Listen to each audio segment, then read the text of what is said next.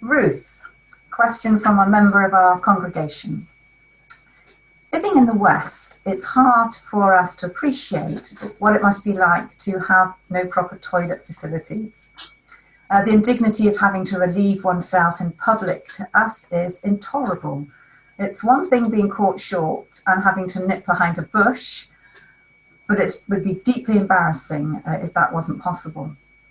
Please can you tell us how far running waters for toilets is progressing globally? Clearly a standpipe well is essentially not enough. Brilliant question, thank you. Yeah, and indeed a standpipe or a well clearly is not enough, which is why at Tear Fund, along with most other organisations that are working in this sector, we don't only focus on a standpipe or a well, but we support what's called WASH programming.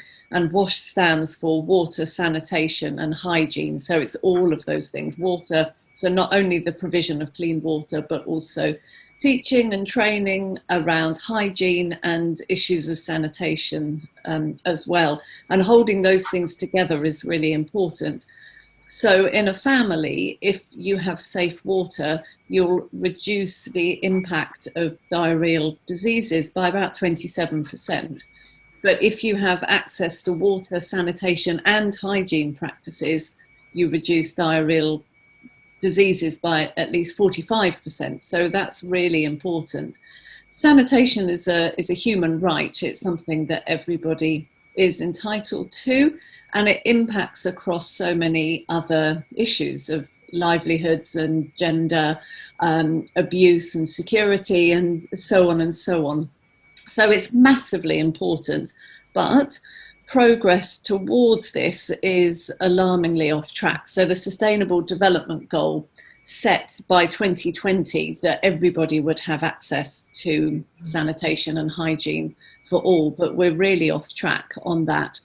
And that's resulting in inequalities and further marginalisation of the most vulnerable. We've only got 9 years left, but at the current rate of progress, it'll be the 22nd century before sanitation for all is a reality.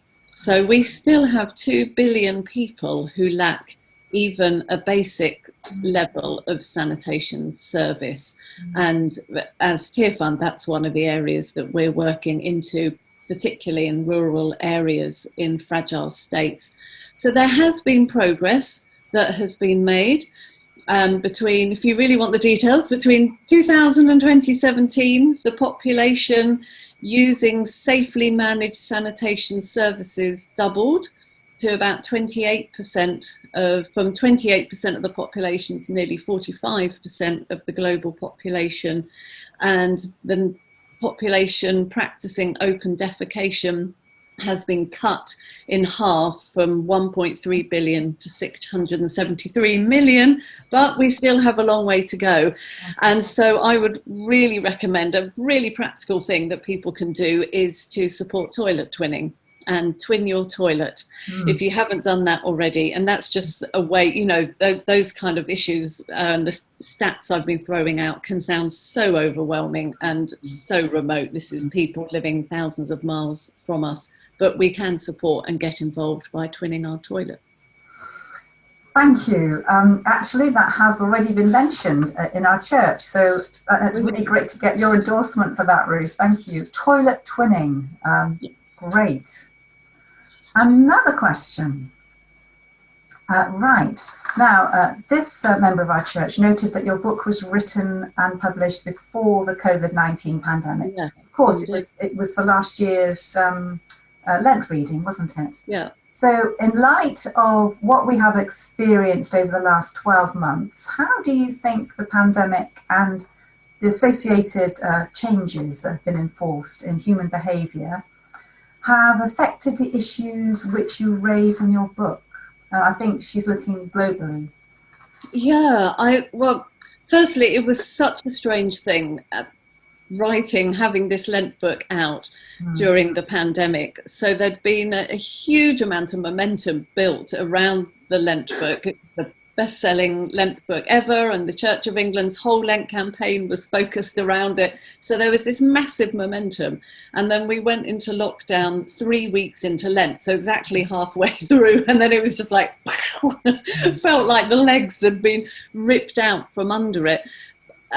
But then gradually after Easter, I think once people had picked themselves up off the floor and begun to realise we need to keep going with life, people started reading it again. And then for a few months, I got a steady stream, almost every day, of messages from people saying, thank you so much. It's so prescient. Although it was written before the pandemic, it's touching on issues that are so important. And it's been a lifeline for them as they've reflected on these things through the course of lockdown. And I think the pandemic has highlighted to us things we knew already, but it's really highlighted to us the issues of inequality and social injustice, and of our broken relationship with the natural world. It's really highlighted that we live in such an unequal world. We live in an unequal world in the UK, and we know that we've seen different sectors of society impacted in different ways by COVID-19, and we live in an unequal world globally. And certainly through our work at Tear Fund, we have just seen the absolutely devastating impact, not so much of the pandemic itself, but of the lockdown restrictions. And we've, from the communities where we serve, we've had people saying to us, we're going to die of starvation before we die from COVID-19. So just the impact, if you're living in a nation that doesn't have the kind of social security nets that we have, doesn't have furlough schemes, if you're living on a daily wage, so lockdown happens, you can't go out to work, literally you can't earn money, and the next day you can't buy food. So we've been working to support churches working in some of the poorest communities to help there. So it's really highlighted the global inequality, and now we're seeing that in terms of vaccines, aren't we? I think I was reading yesterday something, I can't remember now what the percentage was, some extraordinarily high percentage of vaccines has gone to just 9 countries. So we know that global inequality is so extreme. And then it's really highlighted our broken relationship with the natural world, because we know that the pandemic has come about. It's a disaster of our own making. It's not a natural disaster like an earthquake or something. It's something that on a global level we have caused by the way we have mistreated the natural world. On the positive, we've also seen how getting out for a daily walk and reconnecting with nature has been so important for our well-being, and it's one of the ways by which we've survived through the different lockdowns. So although saying yes to life was written before COVID-19 happened, it touches on so many of the key issues that the pandemic has highlighted. And crucially, behind the pandemic, or maybe over the pandemic, we know that we still have this massive climate crisis that is more pressing than COVID-19, and that we have to respond to and grapple with, whether we're in a pandemic or not. And so that challenge and that emergency hasn't gone away. But the pandemic has shown us that we can act and we can respond. And if there's a perceived emergency, if we see a crisis like we did with COVID-19, things that we thought would be absolutely impossible for us to do, we discovered we could, and we could adapt and we could cope with it. So I think there's an encouragement there that if we really get our act together, we could adapt and we could respond to the climate crisis too. So I think what was behind the question as well, the fact that there haven't been so many flights and people have been forced to stay home and not use their cars, presumably that is hasn't had much of an impact on the global crisis, or hasn't it? A blip, maybe. Yeah, it's had some impact. It's had some very good localized impact as levels of pollution have dropped, and air pollution, I think, has emerged through this year as something else that is really important for us to tackle. And we've seen some links between air pollution and COVID deaths. Globally, it looks like our carbon emissions haven't really significantly reduced, and they have kept creeping up. So there's still a very long way for us to go for us to be able to get those things under control. Thank you. Well, thinking of carbon emissions, I think you'll find this question interesting. So I have a dilemma about buying beans from Kenya, blueberries from Chile, or strawberries from Egypt, as I don't want to buy them and pollute the atmosphere with air freight fumes, nor do I want water to be overused in the irrigation of such crops in hot climates. But are we depriving local communities in developing countries of making a livelihood if we don't buy their products? And so now, Ruth, your challenge is to come up with the best solution for this dilemma. Yeah, it's a hugely difficult question, and it's what I call the green beans from Kenya debate. And I don't think there's an easy answer. So on the one hand, we've got that challenge that flying things over is, as we know, it's harmful. We know that going local will reduce that. And there are also issues around the way that food is produced. So I think there's something harmful in nations and in sectors that are overly dependent on export-led growth, which then puts them at the mercy, at the vagaries of the market. Right. So there are huge challenges with us being dependent on overseas goods, and also with other countries being dependent on us buying those overseas goods, as well as the environmental challenges. And there are also problems with when a crop becomes hugely popular, a kind of superfood. So we've seen that with quinoa and with avocados and with asparagus, that actually then cause devastation for the communities that used to rely on them locally, and they're grown in a very intensive way, then shipped overseas, and local communities are deprived of what would have been their staple crop, and lands are devastated because they're grown in a really intensive way. At the same time, we know that farmers do depend on us buying their crops, and that isn't going to change anytime soon. And we also have to factor in the complications that it's not only about air miles. So you have to think about how and where something is grown. So if I can just use the example of, if I can remember this, roses grown in Kenya and flown to the UK use almost 6 times less carbon dioxide than roses that are grown in greenhouses in Holland. So there's some real complicating factors there. I do think overall we want to be moving towards systems that are less dependent on international export for the reasons that I've just cited. And so I will try to shop locally where I can. My kind of hierarchy is local, fair trade, organic. That, or this, maybe not that side, this way. So going local as much as I can, but recognizing I am going to buy overseas. I am going to buy bananas. I'm going to buy chocolate and tea and herbs and spices and so on. You know, I simply am. So then I try to go fair trade as much as possible. And wherever possible, I will support organic as well. So trying to find those ways. That there isn't an easy answer. And I think it's a reflection of the reality that we live in a fallen world in which choices, there aren't always going to be perfect choices. And I think it's one in which our choices are determined by our individual priorities.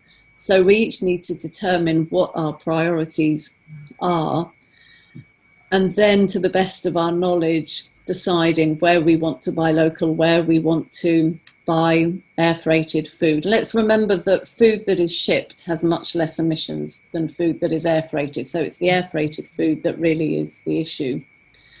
So I don't think there are easy answers. Sometimes I do a kind of hedge my bets thing. So when it comes to dairy, I really want to reduce the amount of dairy that I consume. So I buy dairy alternatives, and that's another big issue I can go into, but I won't now.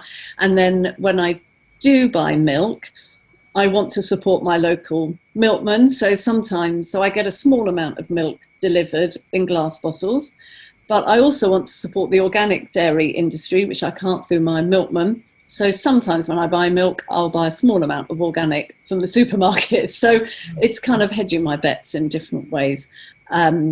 No easy answers, but I would say that we need to keep thinking and keep pushing on these questions. It's in Ellie's for Lifestyle, it goes through the alphabet and takes an issue for each letter. And the chapter on Q is for questions. And I actually look in Q at that green beans in Kenya question. So you can have a look at in a bit more detail at what I say there. But it's a good question that shows that we're really thinking these things through, and I'd encourage that. Ellis for Lifestyle I found to be a really good read. I learnt a lot reading that, thank you. And I think I endorse your local, fair trade, organic. I think that's a practical, helpful thing to start off with. So thank you for that. Now something a little bit more personal. In reading your book, one person was really interested in something you describe. You had an urge to lie down in a puddle in the rain, and from this came greater understanding and belief. Curious to know how that urge manifested itself. And you know, the funny thing is it's been really sunny all afternoon, and just literally as you started that question, it's begun to chuck it down outside. Is such a good question, and I don't have a full answer to that. All I can, it's a question around how we hear God, isn't it? And I've learned, not always brilliantly, and I'm still learning, as I know we all are, how to recognize that kind of inner prompting, which I think through a bit of trial and error, you gradually learn to recognize, oh, that might be God prompting that inside of me. And so I don't have an answer other than all I can say is I felt this urge to go and lie outside in the rain, in the puddle, and for it to be an expression and a prayer to God of my desire for God's presence to completely soak me. And I would just encourage all of us to be open to how God might speak to us and how God might do those inner promptings. And I think we learn from when we do respond and something comes from that, and then that encourages us, oh yeah, no, I think, oh, you know, I want to recognize that again next time that happens. So yeah, I know it was a bit crazy, but I think actually you've given a good answer. It is, as we get to know somebody, we begin to learn a little bit more about them, and I think it's the same in the way that we relate to God and listen to his prompting. So thank you for that. Yeah, thank you. Well, thank you to the person who asked. He'll be grateful for the answer. Thank you. I'm just scanning my questions. Okay, So we recently joined the Eco Church Movement Network. Can you suggest ways in which we can use our Eco Church initiative to engage with the local community outside the church? And have you seen other churches draw people in through their Eco Church projects as well? Yeah, it's been one of the really lovely and, to me, surprising, though I shouldn't be surprised by it, things about Eco Church that I noticed as it was developing and more churches were getting involved, that there seemed to be something about getting involved with Eco Church that it then spurred, it then turned churches outwards to their communities, and churches became much more engaged with their local community. And that wasn't one of the big objectives of Eco Church, but it just always seemed to happen. So I've seen churches open up their churchyards and the green spaces that are around them. I've seen, as they've taken the steps to develop those and make them into beautiful places and wildlife friendly places, they've also become local community friendly places, and they've become places where people might want to come and sit in their lunch break, or come and take a bit of peace, have an opportunity for a bit of peace and some space there. There have been churches that have done one of the suggestions in Eco Church is that you hold an eco fair. So open up your hall or your church to a type of fair where you can invite local community groups and the local council and different talks, and your MP, and all sorts of people can come in to raise awareness around particular ecological issues, and then local provisions and ideas of what people can do. And that's a great way of getting people in and getting the local community in. Often churches have a connection with their local school, and there are a good number of churches that have done things with their school, either going in to do assemblies to talk about what they're doing with Eco Church, or again using their church space to get the local school in. Some of them have set up maybe a little community garden or a small allotment type patch of ground, and the kids have got involved with that, and then the parents have come along as well. So there are all sorts of different ways, but it has been a really lovely thing to see that Eco Church has turned churches outwards towards their local communities and really demonstrated that the church is interested and engaged with these issues. Oh, that's really encouraging to hear as we begin our beginning steps as becoming an Eco Church. So far, we've only managed the Bronze Award. So that's good. That's good.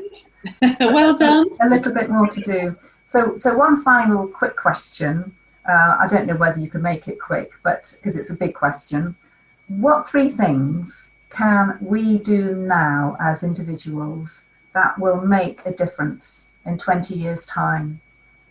Okay, I can make it quick, but I'm going to be cheeky and extend it to 4. So I always talk about the 4 main areas where we can take action in our own lives. And that is around thinking about the food we eat, the way we travel, the energy we use, and the things we throw away, particularly thinking about plastic.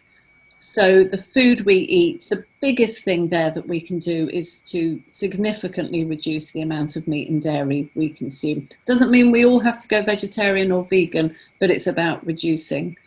And then the energy we use, if you're not already, switch your energy provider to a green provider like Good Energy or Ecotricity or Octopus. Really simple to do, won't necessarily cost you more, and will make a difference.